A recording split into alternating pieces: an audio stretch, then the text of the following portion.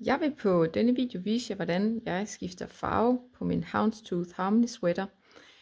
Vi hækler jo omgangen, hvor der vendes, og derfor så er det vigtigt at være opmærksom på, at de tråde vi har, de gemmer sig på vrangen.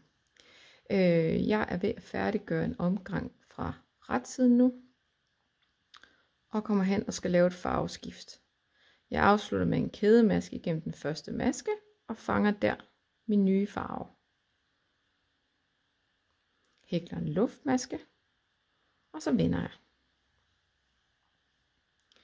Nu fortsætter jeg så med at hækle den næste omgang, som er på vrangsiden. Nu er jeg ved at færdiggøre min omgang fra vrangsiden. Før skiftede vi farve ved at gå ind og lave en kædemaske og fange tråden på bagsiden. Nu har vi den her foran.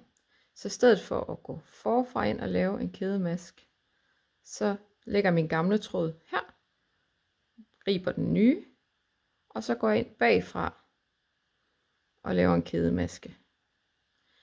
På den måde beholder vi stadig trådene her på bagsiden af arbejdet. Jeg laver min luftmaske, vender, og så er du klar til at fortsætte igen fra retsiden.